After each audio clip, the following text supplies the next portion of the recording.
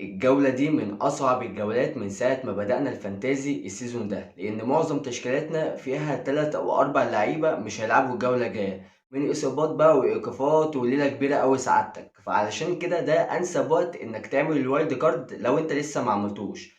وعلشان كده برضو أنا هعمل لك في آخر الحلقة أفضل تشكيلة للوايلد كارد ده. أنا لو أنا لسه ما عملتش الوايلد كارد كانت مليون في المية دي هتبقى تشكيلتي. عامل لك تشكيلة بدون هالاند وتشكيلة بهالاند. وبالنسبة للناس اللي زي حالاتي اللي خلصوا الوايلد كارد، فايه بقى افضل ان احنا نعمله للجولة دي؟ ان احنا بقى نعمل فري هيت ولا ان احنا نعمل سالب ونعدي الجولة كده بسلام ونسيب الفري هيت لجولة تكون اهم؟ فعلشان كده هتبقى الحلقة عظمة. عايز بقى المشروب بتاعك كده وتصفي لي دماغك خالص، وباذن الله نخرج من الحلقة دي نكون مستفيدين كلنا. وعايزك دلوقتي تنزل حالا في الكومنتات وتقول لي مين هو نجم الجولة من وجهة نظرك للجولة الجاية اللي مش باين لها ملامح دي، علشان من ساعة ما بدأنا مفيش حد توقع نجم الجولة صح. نفسي كده في حياة الملخص إن شاء الله إن أنا أطلع اسم اللي توقع صح كده جنبي وأقول ده توقع صح نجم الجولة. طبعا لو أنت أول مرة بتتفرج عليا يا صديقي، فأنا مروان رفعت ودي قناتك سياح وفانسي. أتمنى إنك تعمل لي لايك واشتراك في القناة علشان ده حقيقي بيساعدنا إن إحنا نكمل وبيساعدنا إن إحنا نوصل لعدد أكبر من الناس. تعالى كده نقسم الحلقة بتاعتنا الأول عشان ما نتوهش من بعض. الأول هنتكلم عن توقعات الماتشات سريعا، ماتش ماتش، إيه أفضل اللعيبة من كل ماتش المتوقع إن هم يتألقوا في الماتش ده. وبعد كده الفقرة الثابتة بإذن الله هتبقى معانا على طول في القناة، اللي هو مين اللعيب اللي نقول له اتفضل عندنا ومين اللعيب اللي نقول له فريقنا يا عمنا. وبعد كده هنشوف فقرة الكابتنة، الكابتن هالاند الجولة دي ولا كفاية بقى كابتنة هالاند وهيلعب بقى الأرسنال، نشوف بقى حد غيره وإيه أفضل الاختيارات من غير هالاند. وبعد كده الفقرة الثابتة دايما إن هم أفضل 11 لعيبة للجولة الجاية من وجهة نظرنا، اللي هم للجولة الجاية بس، اللي هو يعتبر يعني فري هيت للجولة الجاية. وإن التشكيلة دي بنقارن ما بينها وبين تشكيلة السكاوت بتاع الموقع الرسمي. في حلقة الملخص الجولة بإذن الله بنشوف مين اللي جاب أعلى، إحنا ولا هم. لحد دلوقتي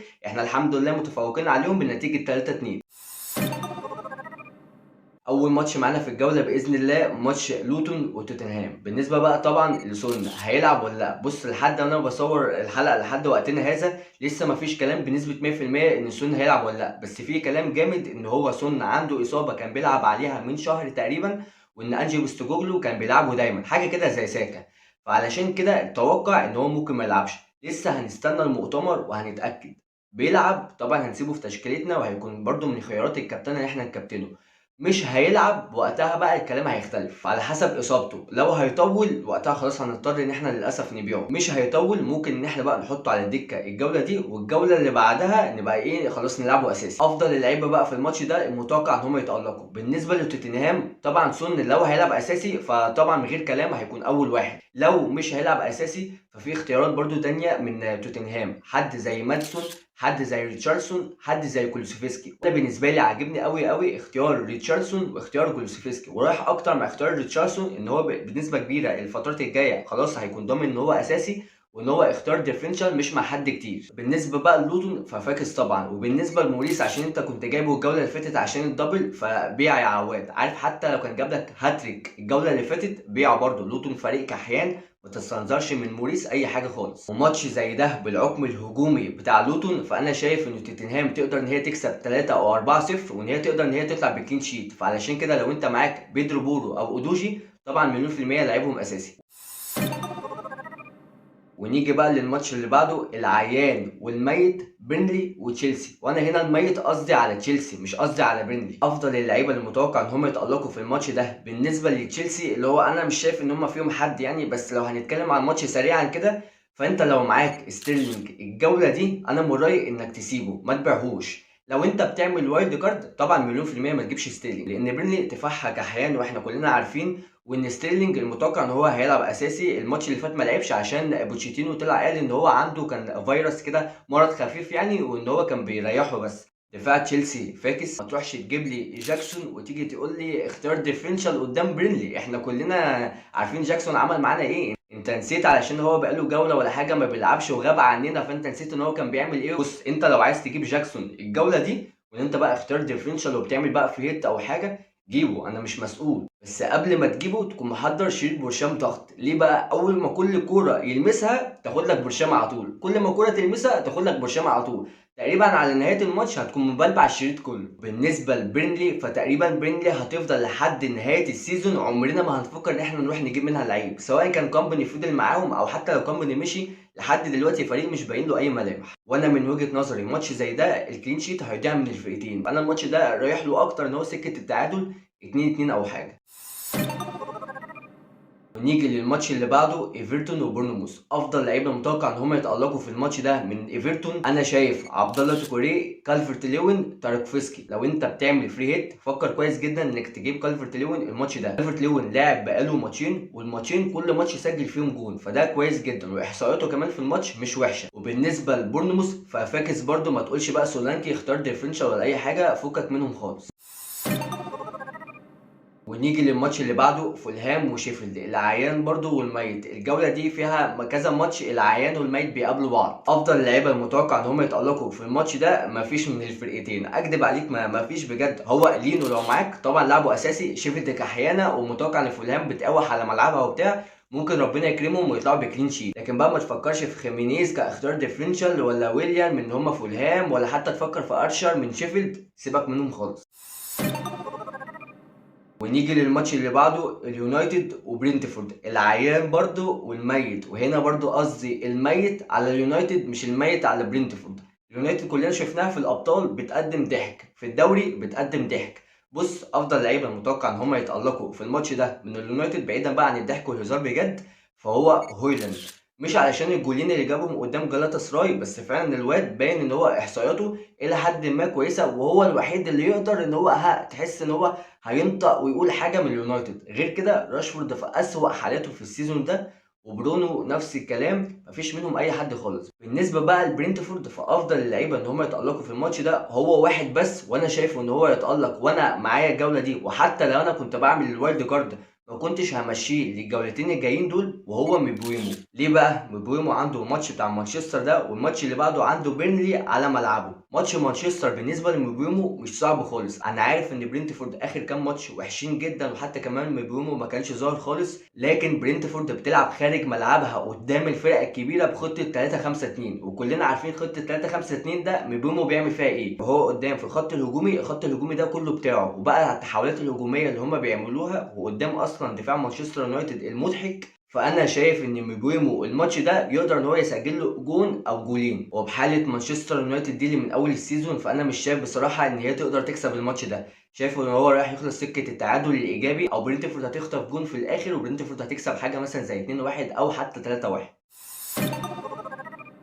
ونيجي للماتش اللي بعده كريستال بالاس ونوتنجهام. افضل لعيبه المتوقع ان هم يتالقوا من كريستال بالاس، هو للاسف ان حتى كمان ايزي بيبقى في كلام ان هو مصاب، وادوارد لحد دلوقتي برضو ان هو مصاب. فبالنسبه لكريستال بالاس مش شايف ان اي حد يقدر ان هو يتالق منهم. لو انت طبعا معاك اندرسون في الدفاع لعبه اساسي قدام نوتنجهام، الواد ده لحد دلوقتي ما شاء الله عليه، لحد دلوقتي محدش بيتكلم عنه كتير، وكل جوله ما شاء الله يخطف له جون، يعمل له اسيست، يطلع له بكلين شيت وياخد بونص، محدش بيتكلم عنه كتير. وبالنسبه لنوتنجهام فانت لو معاك عوني لعبه برده قدام كريستال بالاس، مع اني شايف ان هو مش متوقع ان هو يتالق قوي قدام كريستال بالاس، عشان حرفيا كريستال بالاس في الدفاع رخمين جدا، وبالذات على ملعبهم فبيبقى ارخم. وماتش زي ده شايف ان كريستال بالاس ممكن تخطف مكسب بصعوبه، او ان هيخلص 0-0. مش شايف ان هيكون فيه غزاره من الاهداف يعني.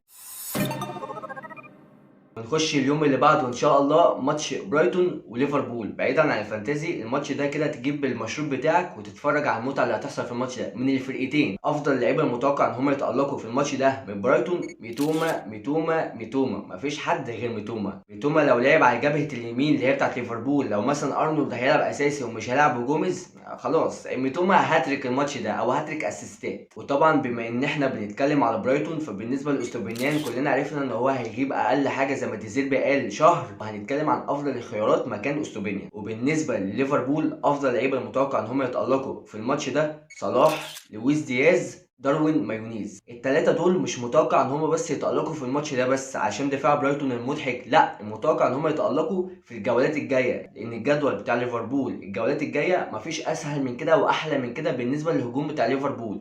فمفيش احسن من انك انت تستثمر في 3 لعيبه من ليفربول دلوقتي وكمان في الهجوم. وماتش زي ده انا شايف ان هيخلص اقل حاجه هيجي فيه مثلا 6 7 8 تجوان كده، ان هو مثلا ممكن يخلص 3-3 4-4. مين يكسب بقى مش عارف احسها قوي، بس شايف ان ليفربول لو لعب بشخصيه ليفربول من ساعه ما بدايه السيزون هم بقى بينافسوا على الدوري وكل حاجه، فالمفروض ان ليفربول اقرب ان هي تكسب. بس برضه برايتون راجع من خساره بفضيحه قدام استون فيلا 6، وكمان ليفربول خسرانه قدام توتنهام، فعشان كده الماتش ده هو حلاوته في كده ان الفرقتين راجعين من خساره، فهتلاقي الماتش ممتع جدا.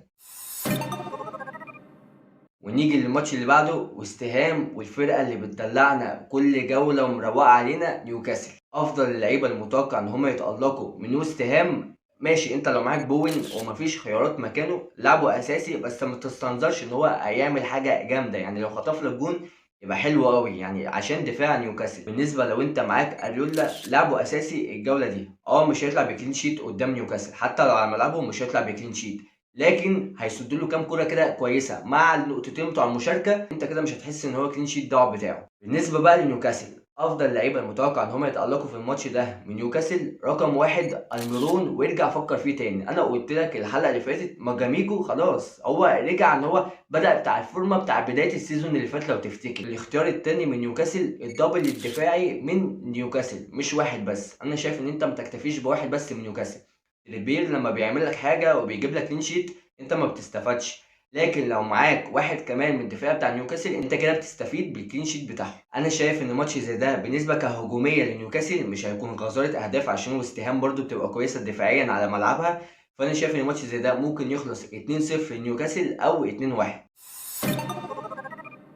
ونيجي للماتش اللي بعده، استون فيلا والفرهابتون. استون فيلا من الفرق اللي احنا لازم نستثمر منها 3 لعيبه الفتره الجايه. مين ال3 لعيبه المتوقع ان هم يتالقوا في الماتش ده قدام ولفرهامبتون بدفاعها المضحك؟ حتى لو كسبوا السيتي الماتش اللي فات احنا كلنا عارفين ولفرهامبتون كل سنه حتى مع نونو سانتو من غير نونو سانتو، بادامه تراوري من غير ادامه تراوري، دايما ان هي بتكسب السيتي كل سيزون. افضل لعيبه المتوقع ان هم يتالقوا من استون فيلا الماتش ده واتكنز، ديابي، كاش. طيب ديابي فيه كلام عليه ان هو مصاب وكل حاجه، علشان كده برضو هنستنى المؤتمر وهنشوف ان هو لو هيلعب اساسي بنسبه مليون في الميه لازم يكون في تشكيلتنا مع واتكنز مع كاش. والفرهابتون اللي عملوه الماتش اللي فات قدام السيتي بدا ان في ناس يفكروا في اختيارات من عندهم، هو الاختيار الوحيد اللي بارز من عندهم شويه نيتو، غير كده ما تفكرش في حد من عندهم، وحتى كمان ما تفكرش في نيتو لان في اختيارات احسن بكتير في نص الملعب مكانه. ماتش زي ده شايف ان استون فيلا تكسب بسهوله الماتش ده 3-0 او 3-1 لاستون فيلا. نيجي بقى لماتش القمة وماتش الجولة وماتش السيزون، الأرسنال الجانرز والسيتي. ما يغركش بس ان انا لابس تيشيرت السيتي وكل حاجه ده تمويه، لكن انا طبعا ارسنالاوي مفيش كلام. افضل لعيبه المتوقع ان هم يتالقوا في الماتش ده من السيتي، انا مش عايز اقول لك حد منهم، حاسس ان انا كده هبقى خاين لفرقتي، يعني انا لو قلت لك مثلا هالاند وكابتنه ابقى انا كده ما بحبش فرقتي. بعيدا بقى عن العاطفه بجد، بالنسبه للسيتي بالنسبه لهالاند ده في ناس يقول لك انا مش هخش بهالاند الجولات الجايه مش هيبقى معايا في تشكيلتي اصلا. انا شايف بصراحه ان دي هتبقى حاجه انتحاريه، احنا لما بنبقاش مكابتنين هالاند نبقى قاعدين حاطين ايدينا على قلبنا ان هو بس لو كح احنا هننزل في الترتيب، فمجرد بقى تخيل ان هو مش معاك اصلا في تشكيلتك. افضل بقى اللعيبه المتوقع ان هم يتالقوا في الماتش ده من السيتي للماتش ده، بس انا شايف ان الفاريز الماتش ده هيكون مفيد اكتر من هالاند، لان ارتيتا هينزل هيكون مركز مع هالاند، الفاريز بقى هيجي في المساحات الفاضيه في العمق دايما بتبقى عندنا دي، وبالذات على ملعبنا، فممكن هو يعمل حاجه قدامنا، ان شاء الله ما يعملش قوي يعني عشان انا بحب الارسنال طبعا، بس كفانتازي يعني فما فيهاش عاطفه. بالنسبه بقى لدفاع السيتي وولكر وإيدرسون، لو انت معاك حد منهم فمليون في الميه قاعدهم دكه عشان ان شاء الله هيطلعوا لك بسالب. انا مش عارف انا جايب الثقه دي منين قوي ان انا عمال اقول الارسنال والارسنال، بس ان شاء الله يعني هيطلعوا لك بسالب، هيخش فيهم اقل حاجه 3 4 تجوان ان شاء الله. بعد كل الكلام ده وبعد الثقه دي يا رب بس هالاند ما ينزلش يرزعنا هاتريك وتجيب اجلي. بالنسبه بقى للارسنال وافضل لعيبه متوقع ان هم يتالقوا في الارسنال، ساكا، ونعمل ايه مع ساكا؟ هيلعب الجوله دي ولا لا؟ اساسي كواحد ارسنالاوي قديم وعارف فريقي وعارف دماغ المدرب بتاعنا، فانا بقول لك ان ساكا حتى لو ماشي على عكازات ارتيتا هيلعبوا الماتش ده. ساكا لو ما لعبش اساسي الماتش ده احنا هنبلع 4 الشوط الاول مستريح. انا بقترح على ارتيتا ان ساكا لو مش هيلعب اساسي الماتش ده وخلاص الواد شحر ومش قادر ان هو يلعب الماتش ده، انا شايف ان هو يلعب بخطه 2 في الحراس، رايا ورامزديل، واحد يمين واحد شمال، وممكن نجيب صليبه نوقفه في النص. ما خلاص احنا في الماتش ده هنبلع 4 مستريح. هنستنى برضو مؤتمر ارتيتا وهنشوف كلامه ايه عن ساكا، بس برضو ما تامنش قوي لارتيتا لو قال لك ان ساكا مش هيلعب الماتش ده، ده خبيث وانا عارفه، هو بس بيعمل تمويه لجوارديولا عشان ينزل يفاجئهم بالبوكايو ساكا. لو ساكا بيلعب اساسي قدام السيتي وبحالته وان هي عندها رودري موقوف، فساكا متوقع ان هو يجيب نقط عادي جدا في الماتش ده. فانا شايف لو ساكا مش هيلعب اساسي عندنا وهيكون خارج الماتش خالص، انا شايف ان هيكون عندنا عقم في ناحيه الهجوم، اصل مين اللي هيهاجم عندنا؟ فعلشان كده لو ساكا مش هيلعب اساسي، فانا بصراحه مش هكون متفائل خالص ان احنا نكسب الماتش ده. طبعا الدفاع من الارسنال والدفاع من السيتي لو معاك حد منهم قاعدهم دكه، ما معكش حد على الدكه وان انت خلاص مضطر ان انت تلعبهم، لعبهم بس انتظر النقطتين الجمال بتوع كل اللعيبه. ماتش زي ده توقعاتي ليه حاجه من التوقعين، ساكا لو بيلعب اساسي باذن الله باذن الله هنكسب السيتي 3-1. تقول لي جايب الثقه دي منين؟ والله ما اعرف، بس 3-1. لو ساكا ما بيلعبش اساسي ف 4-0 في الشوط الاول للسيتي، وكمان 2 في الشوط الثاني، يعني 6-0 كده للسيتي، وان شاء الله مش هيخلص اكتر من كده. نيجي بقى للعيب اللي نقول له اتفضل عندنا: محمد صلاح، داروين نونيز، لويس دياز لعيبه استون فيلا، كاش، ديابي، واتكنز، والميرون. ونيجي للعيب اللي نقول له فريقنا يا عمنا: ايزي، راشفورد، برونو، ونانا. بص لعيبه اليونايتد كلها فرقونا، ولعيبه تشيلسي برضو ما عدا ستيرلينج للجوله دي وبعدها خلاص بيعوا. ونيجي بقى لكابتن الجوله: الكابتن هالاند يا مروان ولا نفكس منه ونشوف حد تاني؟ بعيدا عن ان انا بحب الارسنال، بس فعلا ارتيتا بيعرف ان هو ازاي يوقف هالاند، فانا شايف ان في اختيارات افضل مكان هالاند. ايه بقى الاختيارات الافضل مكان هالاند؟ لعيبه توتنهام من غير كلام، سواء كان سون هيلعب اساسي فطبعا رقم واحد سون، او ماديسون، او ريتشاردسون، او كولوسيفسكي، اي حد من توتنهام. ويجي يختار الكابتنه بعد لعيبه توتنهام: واتكنز او ديابي لو اتاكدنا ان هو اساسي. لو مش اساسي فواتكنز هيكون يختار الكابتنه كويس برده قدام ولفرهامبتون. وفي اختيارين كابتنه ريسك للجوله الجايه، بس انا شايفهم ان هم كويسين جدا جدا للجوله الجايه. اختيار الكابتنه هيكون ديفرنشال صايع جدا: ستيرلينج قدام بيرنلي، ومبويمو قدام اليونايتد. نخش بقى على فكره افضل 11 لعيب للجوله الجايه، اللي هي يعتبر برضو فري هيت، وان احنا دي بنقارن ما بينها وما بين تشكيله السكاوت بتاع الموقع الرسمي: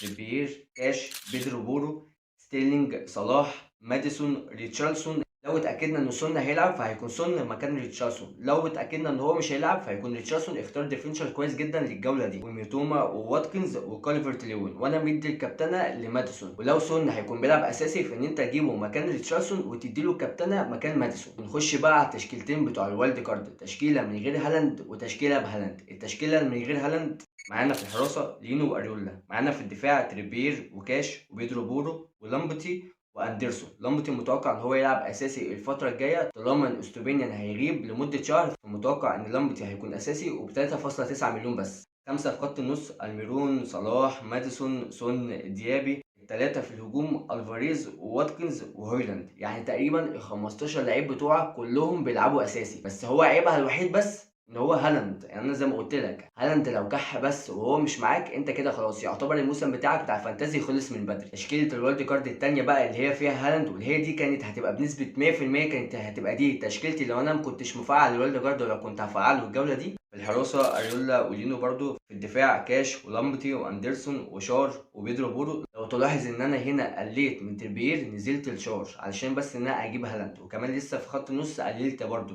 ان انا جبت في خط النص مكان صلاح جبت لويس دياز. مش عارف ان انا اظبطها ويكون صلاح وهالاند في تشكيله واحده وتكون بقيه التشكيله تكون حلوه، وعشان برضو عايز يكون معايا دكه ان هي تنفعني للجولات الجايه. فانا جبت في خط النص لويس دياز، الميرون، ماديسون، سون، ديابي. وقدام في الهجوم واتكنز، وهالاند، وداروين. تقريبا كلهم برضو ال 15 بيلعبوا اساسي، وكمان هنا بقى فيها هالاند. وان انا بس نزلت من صلاح للويس دياز. انا عارف ان لويس دياز مش هيغطي النقط بتاعت صلاح، وحتى كمان داروين نونيز، بس لازم يكون معايا كفر من هجوم ليفربول، مش كفر لصلاح، لا كفر لهجوم ليفربول، عشان الفتره الجايه بتاعت ليفربول عندهم ماتشات كويسه جدا. اتمنى يا صديقي اكون قدرت افيدك في الحلقه دي، وان انا اكون فكرت معاك بصوت عالي للجوله الجايه نعمل ايه، وللجولات الجايه وتشكيلات الوايلد كارد وتشكيله فريت. يعني انا مش باخد عليك باي حاجه في الحلقه دي. باذن الله الجوله الجايه نكون كلنا جايبين فيها كده اسهم خضراء ومتروق علينا، وان الارسنال تكسب ونطلع كده نشهيص ونفرح مع بعضنا ان شاء الله. وبس كده يا صديقي، دي كانت نهاية الحلقة. أتمنى لو عجبتك الحلقة فمتنساش تعمل لي لايك واشتراك في القناة، علشان ده حقيقي بيساعدنا إن احنا نوصل لعدد أكبر من الناس في أسرع وقت ممكن. وكان معاك مروان رفعت، أشوفك على خير إن شاء الله في حلقات جاية ويسيحوا فانسي.